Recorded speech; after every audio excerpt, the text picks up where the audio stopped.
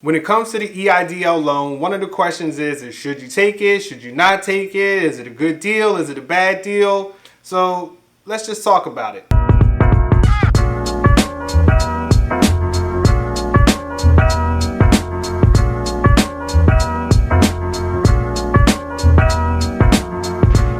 What's going on, everybody? Welcome back to the channel. My name is Jonathan Moore. If you're new here, I'm a photographer, filmmaker, and a creative entrepreneur. And I like to make videos like these for other photographers, filmmakers, and creative entrepreneurs out there who are trying to build a life on their terms and get it how they live. So if that sounds like something that you're into, feel free to check out some of the other videos on my channel and consider subscribing. So in today's video, I'm just going to briefly talk about some of the things that you might want to consider for the EIDL loan, whether you want to take it or whether you don't want to take it. I did a video not that long ago where I talked about getting approved for the loan but not getting the grant, and where it seemed like it was a package deal where you had to take the loan to get the grant, even though they said initially whether you were approved or you weren't approved, whether you were denied, if you were denied for the loan, you could still be, eligible to receive the grant.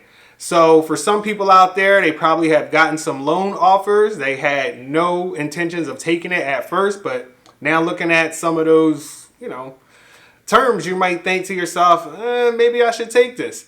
So let's just talk about that. So when it comes to the EIDL loan, some of the things that make it so attractive is the terms on a loan, right? It's at 30 years, it's at 3.75 if you're for profit, or 2.75 if you're a nonprofit, okay? Also, you don't have to make any payments within the first year. There's no early prepayment penalties.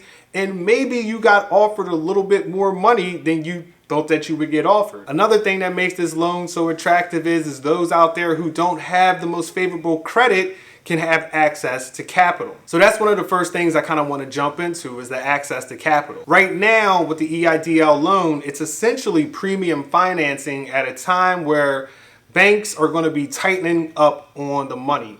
Now, maybe if you can go out there and you can get a personal loan, or you can get a line of credit that's at a better deal than this, I would say absolutely go ahead and do that. But for all the people out there who are kind of on the fence and they're not sure, should I take the money? Should I not take the money? My advice would be, is if you need it, you should take it. Now, there are a lot of stipulations and rules and attachments that come to this loan. So you do have to, stay on your P's and Q's. But if you need the money and you plan on using it the right way, I would take it. Also, if you feel like you do have some type of business that you're going to be able to go back to, or it's going to be able to pick up eventually or soon, or maybe there's a new direction that you can take within your business that will find a road to profit, I would say, take the money.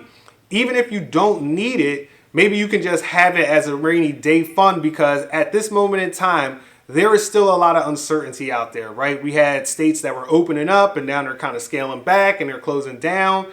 And the tough part is that, you're trying to find out the other businesses that are out there still spending money, which there are businesses still spending money, but at the same time, doesn't mean that they're spending money for your goods or services. Another reason that I would say you might want to consider taking the money is that, listen, we don't know what's going to happen. We have people saying this, that, and a third. We're going to have a quick recovery. We're going to have a long, slow recovery.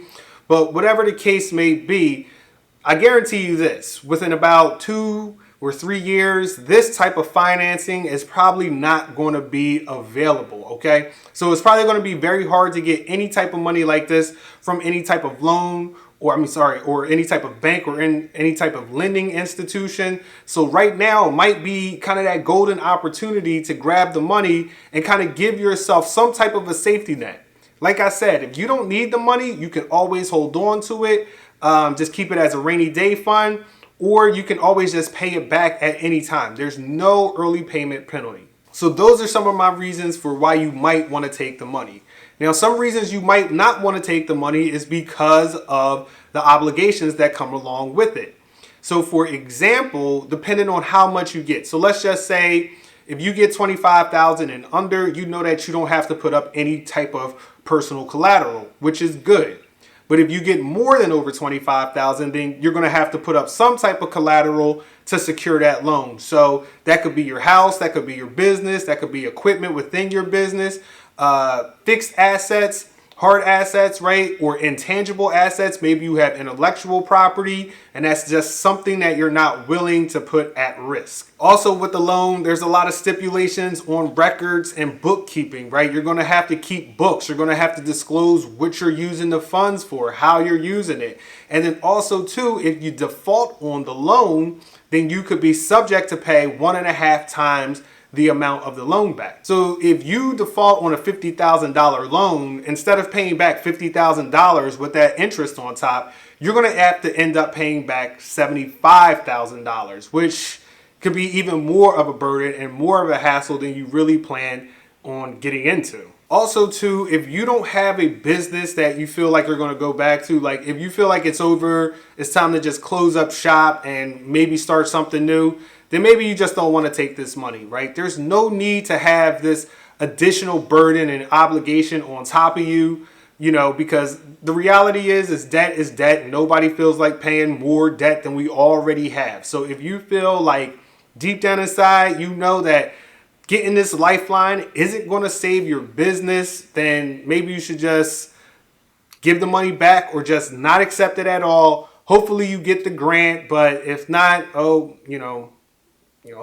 la vie. I don't know how that saying goes. So I know for a lot of people out there, you're kind of struggling with this whole situation. What I would say is just take your time, right? Because as soon as you get approved for the loan and they let you know the loan amount that you get, and you're prompted to open up the portal, remember, you have 30 days to accept the loan amount that you want. You don't have to take as much as they're giving you. You can always slide it down to a lesser amount, but take some time and think about it. Remember, you have 30 days to accept that. After you accept the loan amount that they offered you, remember, you have another additional 30 days to sign the promissory note. So maybe initially you were a little excited and you were like, you know what, I'm going to accept the loan. But then shortly after, you kind of had that buyer's remorse and you were like, I don't know if I should take this. Then remember, you still have 30 days to sign the promissory note. And if you never sign the promissory note, then you never get the loan funds proceed anyway. And they'll just be like, hey, you know, you canceled or you timed out or whatever the case may be. And you won't have that burden on top of your head. So that's it for me today, guys. A short and brief video. Hopefully you found it useful. And if so, give me a like. Drop me a comment. Let me know. Did you end up taking the loan, or did you not take the loan, or did you maybe take it and you decided, you know what, I'm just going to give it back because I want to wipe my hands clean of it? I mean, every single reason why you would or you wouldn't take the loan is completely understandable, and there's no shame in any decision that you make. So for all my people out there who are trying to build a life on their terms and get it how they live, this is your man, Jonathan Moore, and I'm signing out. Peace.